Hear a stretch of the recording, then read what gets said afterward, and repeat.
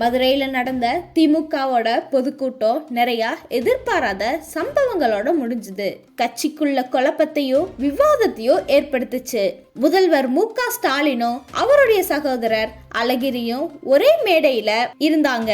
துணை முதலமைச்சர் உதயநிதி ஸ்டாலின் மேடையில உட்காராம இருந்தது பழனிவேல் தியாகராஜனுக்கு முக்கிய பங்கு கொடுக்காம இருக்கிறது அப்படின்னு பல காரணங்களுக்காக கட்சிக்குள்ள என்ன நடக்குது அப்படிங்கிற கேள்வி நிறைய இருக்கு. கூட்டத்துக்கு வரவேற்பு எதிர்பார்த்த அளவுக்கு இல்ல. திமுகவோட போக்குல அராஜகத்தனமான சம்பவங்கள், குறிப்பா ஆம்புலன்ஸுக்கு கூட வழிவிடாத செயல்கள் பொதுமக்கள் கிட்ட ஒரு நெகட்டிவான தாட்டை உருவாக்கி இருக்கு.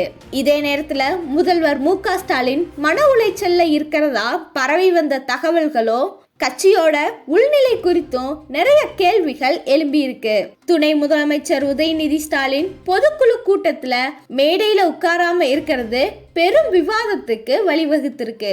பொதுவா அவருடைய பதவிக்கு ஏற்ப அவர் மேடையில உட்கார்ந்துருக்கணும். மூத்த அமைச்சர்களோட கீழே முன்வரிசையில உட்கார்ந்திருந்தாரு.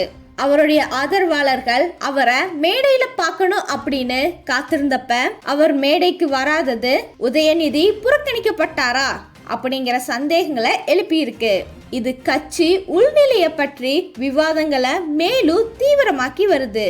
திமுக பொதுக்குழு கூட்டத்துல ஏற்பட்ட விசித்திரமான சூழ்நிலைக்கு பின்னாடி நிறைய காரணங்கள் பேசப்படுது.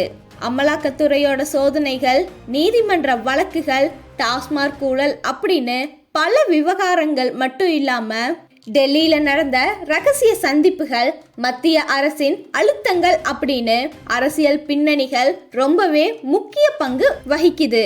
அது மட்டும் இல்லாம முதல்வர் மு.க. ஸ்டாலின் டெல்லியில பிரதமர் நரேந்திர மோடிய சந்திச்சதுக்கு அப்புறம் கோபாலபுரத்துல நடந்த சிக்கலான நடவடிக்கைகள் கட்சியோட உள்நிலையில பரபரப்பை ஏற்படுத்தி இருக்கு. அதே நேரத்துல துணை முதலமைச்சர் உதயநிதி ஸ்டாலின் தனியா கார்ல வந்ததும் அவருடைய ஆதரவாளர்கள் கூட்டத்திலிருந்து விலக்கப்பட்டதும் கூட உதயநிதி திட்டமிட்ட வகையில ஒதுக்கப்படுறாரா அப்படிங்கிற கேள்விக்கு ஒரு புதிய வலிமையை சேர்க்குது. இதே போல செய்திகளை உடனுக்குடன் தெரிஞ்சுக்கொள்ள சதுரங்க மீடியாவை சப்ஸ்கிரைப் பண்ணிட்டு எங்க சேனல்ல இருக்கிற வீடியோக்களையும் பாருங்க. நன்றி. இது சதுரங்க மீடியா வழங்கிய சதுரங்க செய்திகள்.